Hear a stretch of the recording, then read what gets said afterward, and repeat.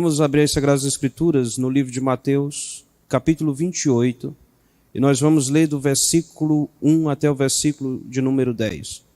Mateus 28, de 1 a 10. Assim diz a palavra do Senhor. No findado sábado, ao entrar o primeiro dia da semana, Maria Madalena e a outra Maria foram ver o sepulcro. E eis que houve um grande terremoto, porque um anjo do Senhor desceu do céu, chegou-se, removeu a pedra e assentou-se sobre ela. O seu aspecto era como um relâmpago, e a sua veste alva como a neve. E os guardas tremeram espavoridos e ficaram como se estivessem mortos. Mas o anjo, dirigindo-se às mulheres, disse: Não temais, porque sei que buscais Jesus, que foi crucificado. Ele não está aqui, ressuscitou, como tinha dito. Vinde ver aonde ele jazia. E depois, depressa, e dizei aos seus discípulos que ele ressuscitou dos mortos, e vai adiante de vós para a Galileia. Ali vereis, é como vos digo. E retirando-se elas, apressadamente do sepulcro, tomadas de medo e de grande alegria, correram a anunciá-lo aos seus discípulos. E eis que Jesus veio ao encontro delas e disse: Salve! E elas, aproximando-se, abraçaram-lhe os pés e o adoraram. Então Jesus lhes disse: Não temais. Ide avisar aos meus irmãos que se dirijam a Galileia e lá me verão. Oremos. Senhor Deus, obrigado, ó grande Pai, porque o Senhor nos deu a Tua palavra. Nesse momento nós te pedimos que o Senhor esteja iluminando a nossa mente para compreendê-la. É em nome de Jesus que nós oramos. Amém. O mundo está em pânico. Desde o dia 16 de março de 2020 até a primeira semana de abril, aproximadamente 667 pessoas morreram por causa do novo coronavírus. Isso somente no Brasil. São mais de 18 mil mortos ao redor do mundo. E este número vem aumentando a cada dia. E as previsões para o estado da economia mundial para daqui a alguns meses não são muito boas. Diante disso, muitas pessoas se desesperaram. Vendem as suas ações de empresas. Outros sofrem com crises de ansiedade e até mesmo depressão. Toda a situação que nós estamos enfrentando mostra o quanto o ser humano é frágil. O quão frágil são as coisas nas quais nós depositamos a nossa esperança. No entanto, essas situações servem para nos lembrar, a nós que somos crentes neste mundo, que este mundo não é a nossa verdadeira pátria. Este mundo corrompido pelo pecado. Este mundo não é o nosso verdadeiro lar. Mas o nosso verdadeiro lar é a pátria celestial que nos aguarda. Nosso lugar é um mundo completamente libertado do pecado, restaurado por Jesus Cristo. E este mundo foi garantido para nós na ressurreição de Cristo. Quando Jesus ressuscitou, ele triunfou sobre a morte, mostrando que todas as obras de Satanás no mundo serão desfeitas. Os males dos pecados serão retirados. E é por isso que Cristo está preparando um povo para habitar com ele nesse novo mundo. Jesus está edificando a sua igreja para reinar com ele pela eternidade. E é exatamente isso que esse texto nos mostra. Ele nos mostra que o próprio Cristo ressurreto edifica a sua igreja. E nós vamos ver isso em 3 pontos. O primeiro ponto vai do versículo 1 até o versículo 4. E ele nos mostra as mulheres visitando um sepulcro vazio. O segundo ponto vai do versículo 5 até o versículo 8. E ele nos mostra a notícia da ressurreição sendo anunciada. E o terceiro ponto vai do versículo 9 até o versículo 10. E ele nos ensina que é o próprio Cristo que reúne a sua igreja. Cristo está vivo e ele está edificando a sua igreja. No entanto, é um fato que ele também morreu. Jesus Cristo realmente estava morto nesse texto no qual lemos. Jesus Cristo estava morto. E a Bíblia comprova isso. Depois que o nosso Senhor Jesus Cristo morreu, a Bíblia diz que veio um homem rico de Arimateia chamado José, que era também discípulo de Jesus. Este tal José de Arimateia pediu o corpo de Cristo ao Pôncio Pilatos e o sepultou. E a Bíblia diz que ele o sepultou em um túmulo novo que havia sido aberto na rocha. Uma grande pedra foi rolada e foi colocada na entrada do sepulcro, de forma que era muito difícil alguém sair lá de dentro sozinho. Jesus, de fato, estava morto e sepultado. E a Bíblia diz que pelo menos 2 mulheres foram testemunhas deste fato.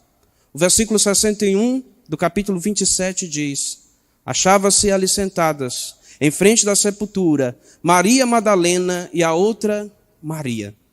Essas mulheres acompanharam Jesus durante o seu sofrimento. Elas acompanharam o momento no qual Jesus foi sepultado. E não somente estas mulheres foram testemunhas da morte de Jesus, como também as próprias autoridades estavam cientes deste fato. Tanto que a Bíblia nos diz que os principais sacerdotes e os fariseus pediram a Pilatos que enviasse uma escolta para guardar o túmulo de Jesus, pois eles tinham medo de que os discípulos roubassem o corpo de Cristo e simulassem uma falsa ressurreição. Cristo estava morto e, até este momento, ninguém duvidava deste fato.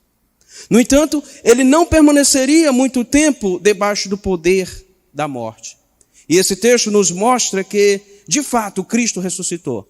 Cristo não somente ressuscitou, mas é Ele mesmo que, como cabeça da igreja, está edificando a igreja. Esse texto nos ensina que o próprio Cristo ressurreto edifica a sua igreja. As primeiras testemunhas da ressurreição de Cristo foram algumas mulheres piedosas. O texto bíblico diz: no findado sábado, ao entrar o primeiro dia da semana, Maria Madalena e a outra Maria foram ver o sepulcro. E eis que houve um grande terremoto, porque um anjo do Senhor desceu do céu. Chegou-se, removeu a pedra e assentou-se sobre ela. O seu aspecto era como um relâmpago e a sua veste alva como a neve. E os guardas tremeram espavoridos e ficaram como se estivessem mortos. Aqui nós temos exatamente isso: a ida de algumas mulheres piedosas ao sepulcro de Jesus. A Bíblia diz que elas foram visitar Jesus na aurora do primeiro dia da semana. Pelo relato dos outros evangelistas, nós podemos constatar que quando elas saíram de casa, ainda estava escuro. Mas quando elas chegaram no cemitério, o dia já estava claro. Portanto, o dia no qual Jesus ressuscitou foi o dia depois do sábado. Foi de fato o domingo, chamado no Novo Testamento de o primeiro dia da semana. Jesus ressuscitou exatamente no terceiro dia de sua morte. Segundo Matthew Henry, ele permaneceu no túmulo por cerca de 36 ou 38 horas. Tempo o suficiente para mostrar que ele estava verdadeiramente morto. Outro motivo pelo qual ele ficou todo este tempo morto, debaixo do poder da morte, foi para cumprir as profecias. Tanto as profecias que ele mesmo havia feito, quanto as profecias do Antigo Testamento. O profeta Jonas, por exemplo, havia ficado 3 dias no túmulo, exatamente para tipificar a Jesus Cristo.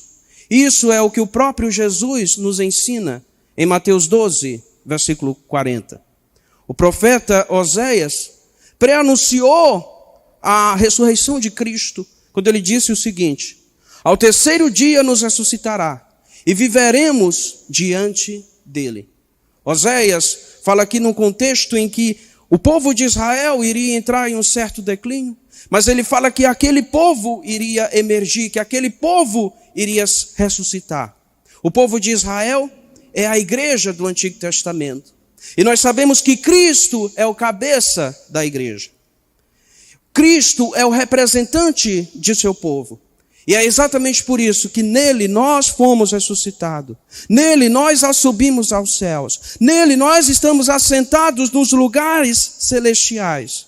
Como nos ensina Paulo em Efésios, capítulo 2, versículos de 5 a 6. Estando nós mortos em nossos delitos, nos deu vida juntamente com Cristo. Pela graça sois salvos. E juntamente com ele nos ressuscitou. E nos fez assentar nos lugares celestiais em Cristo Jesus. Cristo é o nosso representante perante Deus. E nós somos os seus representantes perante os homens.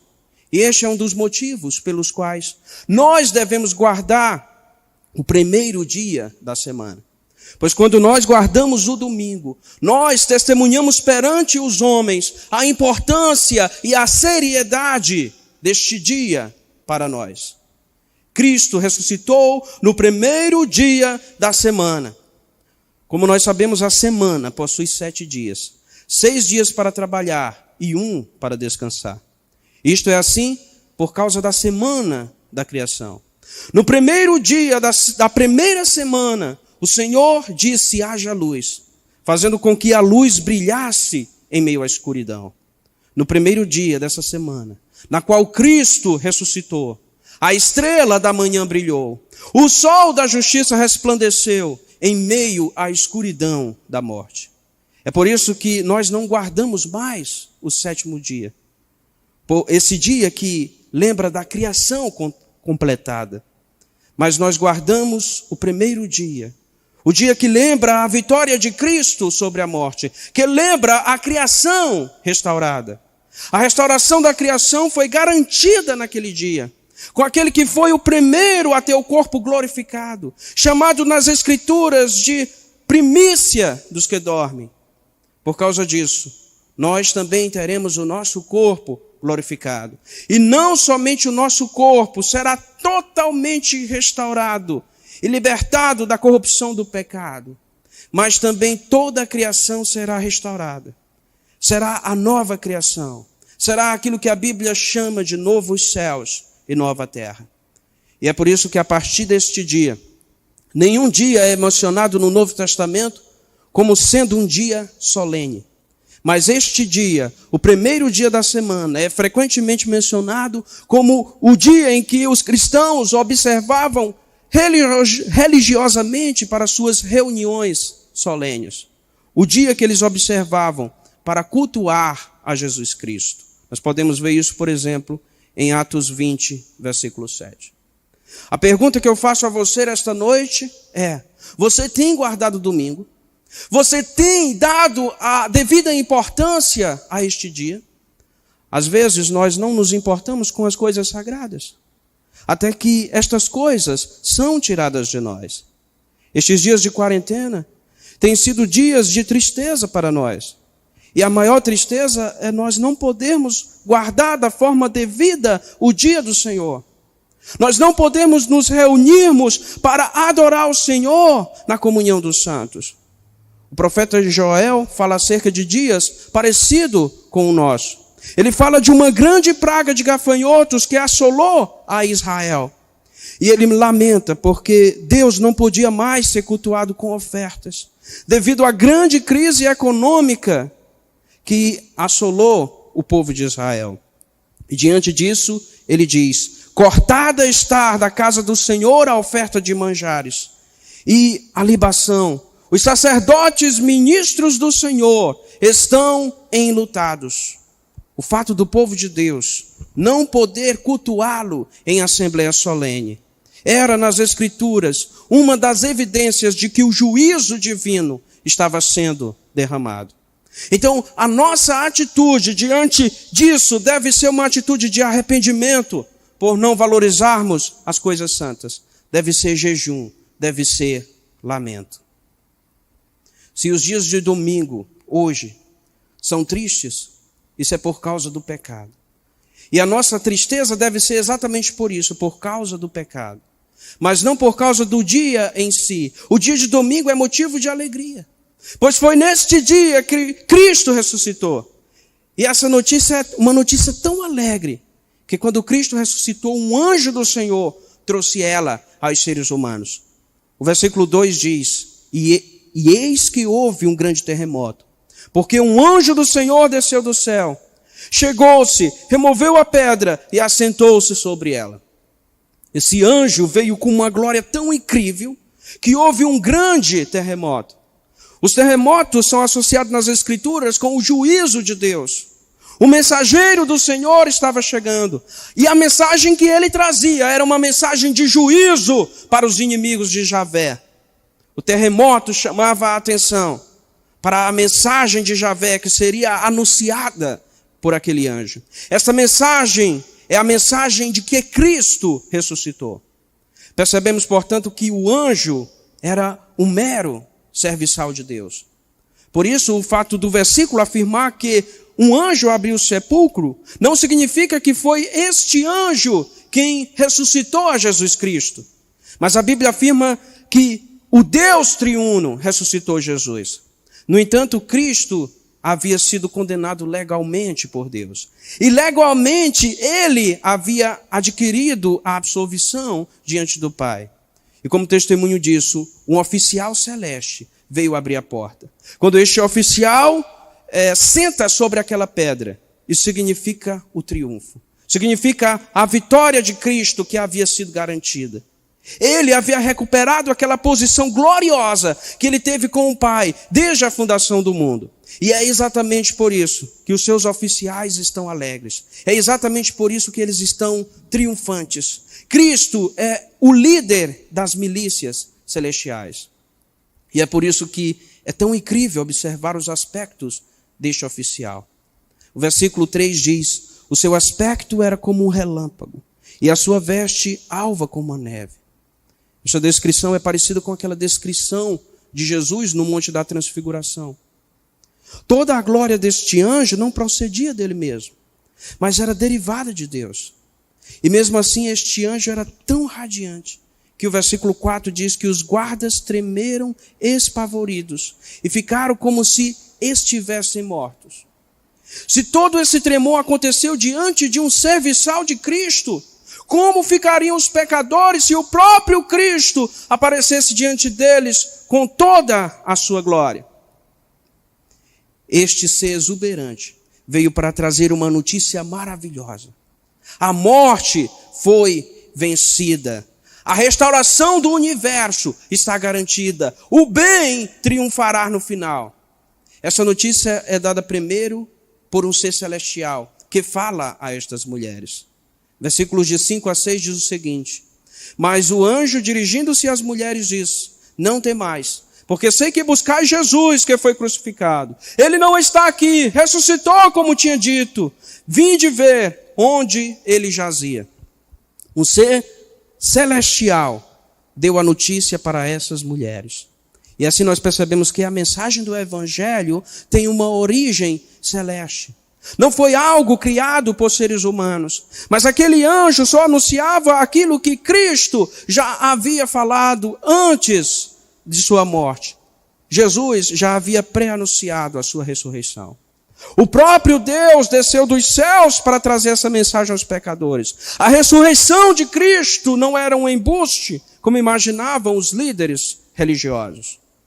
O anjo traz essa notícia. E ele começa falando para aquelas mulheres, para que elas não tenham medo. Elas eram amigas leais de Jesus. Elas foram mais valentes do que os homens. Enquanto que praticamente todos os discípulos de Jesus o abandonaram, elas permaneceram do seu lado. A primeira mulher foi a primeira a transgredir a lei de Deus, que foi Eva. Mas agora aconteceu o inverso. Os homens pecaram, os homens abandonaram Cristo e as mulheres demonstraram o seu amor ao Senhor, permanecendo com Ele até o final. E é exatamente por isso que foram as primeiras a receberem as boas novas da ressurreição. Elas não deviam temer, porque elas eram amigas de Cristo. Mas o inverso é verdadeiro. Os inimigos de Cristo deveriam ter medo. Foi exatamente por isso que aqueles soldados caíram por terra. Pois a mensagem da ressurreição de Cristo é aterrorizante para os seus inimigos. E é exatamente por isso que eles procuram a qualquer custo desacreditar essa mensagem. Eles não podem suportar essa mensagem. Eles não conseguem simplesmente agir com indiferença diante dela. É exatamente por isso que o cristianismo é sempre perseguido. Pois nós acusamos o mundo de pecado, é isso que Jesus ensina. Nós anunciamos aos ímpios a sua destruição. Como você esperaria que isso não fosse perturbar a eles? Mesmo assim, essa notícia deve ser comunicada. No versículo 7, Jesus ordena às mulheres que contem aos discípulos acerca da ressurreição de Jesus. Ele diz que ele se encontraria com seus discípulos ali na Galileia, naquela mesma região onde Cristo havia sido desprezado, no mesmo lugar onde as trevas haviam prevalecido, agora brilha a luz. Se nós estamos passando por momentos de dificuldade, saiba que logo a luz irá brilhar. Se passamos por momentos de incredulidade, saiba que a vitória dos crentes já está garantida. Embora Jesus tenha dito que encontraria os seus discípulos ali na Galileia, ele apareceu antes disso aos seus discípulos. Ele apareceu naquela mesma tarde na cidade de Jerusalém. Ele não esperou que os seus discípulos fossem até a Galileia. As promessas de Deus se cumprirão. E elas se cumprirão mais cedo do que nós imaginamos. O Salvador ressuscitado é muito melhor do que as suas promessas. Essas mulheres estavam experimentando exatamente isso, o cumprimento da promessa do Salvador ressuscitado. E naquele momento, o versículo 8 diz que elas sentiam uma mistura de medo e alegria. E este é exatamente o sentimento natural diante da mensagem do Evangelho. Nós tememos, pois reconhecemos a grandiosidade de Deus e também nós reconhecemos o quanto nós somos pecadores. Com certeza aquelas mulheres reconheceram a grandiosidade de Deus naquele momento. E naquele momento também, elas reconheceram o peso de seus pecados. Quando elas foram, de uma forma suave, repreendidas pelo anjo. O anjo disse a ela, ele não está aqui. Ressuscitou como tinha dito.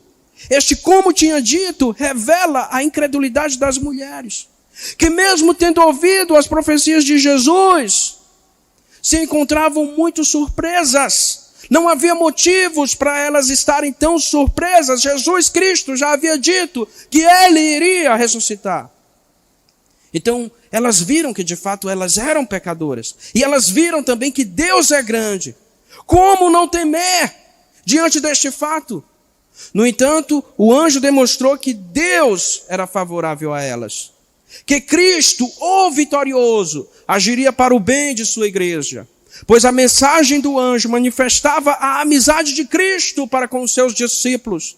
A amizade de Cristo para com os seus, para com a sua igreja. O Senhor do universo estava com eles.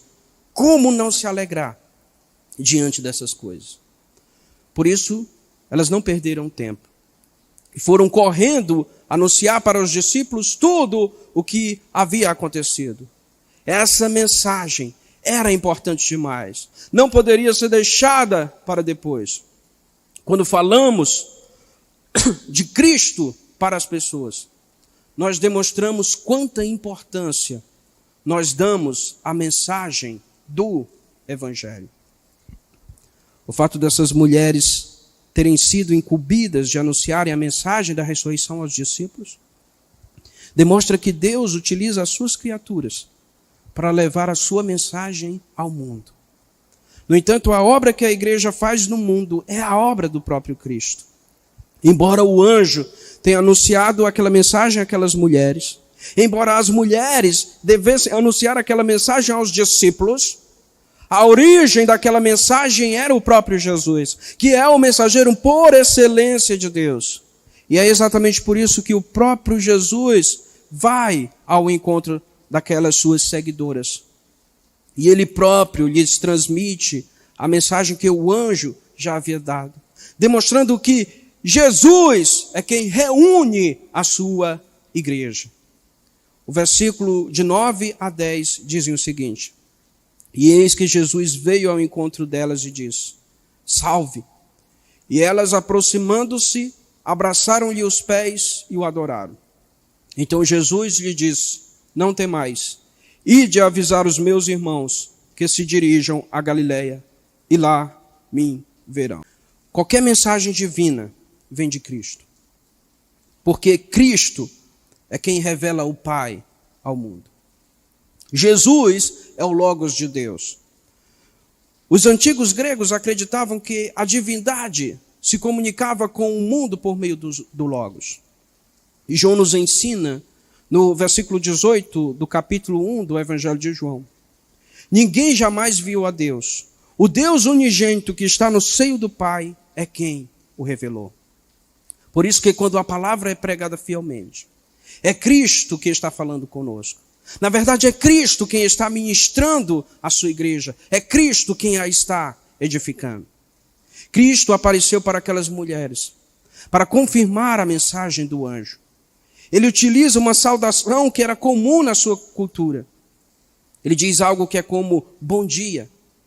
Isso deveria diminuir o medo daquelas mulheres, demonstrando a amabilidade de Jesus. Diante disso, as mulheres o adoram. Elas o reconhecem como sendo o verdadeiro Deus, o único que merece ser adorado. E essa é uma das passagens que demonstram a divindade de Cristo. E é este Cristo divino e ressurreto que está reunindo a sua igreja. A sua igreja que está espalhada pela face da terra. É Ele quem está reunindo os seus escolhidos, aquelas pessoas que fazem parte da família divina. Jesus diz no versículo 10, não temais, ide avisar os meus irmãos que se dirijam a Galiléia e lá me verão. É Jesus que direciona os pecadores. É Jesus que diz para onde eles devem ir. É Jesus quem vai ao encontro dos pecadores. É Jesus que atrai os pecadores para si. Jesus trata esses pecadores como seus irmãos, como pertencentes à sua família, a família que ele está construindo. É Jesus quem está edificando a igreja. É Jesus quem está reunindo a igreja. É Jesus quem está santificando a igreja. É Jesus quem está preparando a igreja para passar a eternidade com ele. Ele está fazendo todas estas coisas por meio do seu Espírito. Diante disso, nós devemos ter esperança. A nossa esperança deve ser renovada. Saber que Cristo ressuscitou é fundamental para nós enfrentarmos tempos difíceis como são os nossos tempos. Pois a ressurreição de Cristo aponta para a nossa própria ressurreição. Para o tempo em que as epidemias, pandemias, morte, crise econômica, nenhuma dessas coisas existirão. Pois todas estas coisas são resultado do pecado. Só são perigosas no mundo em que existe a morte. A ressurreição de Cristo é o selo de sua vitória sobre a morte. É a garantia de que o universo será restaurado. De que nós seremos homens e mulheres a imagem e a semelhança de nosso Criador, com esta imagem e semelhança restaurada. Que nós viveremos felizes e para a glória de Deus, e faremos isso eternamente. Amém.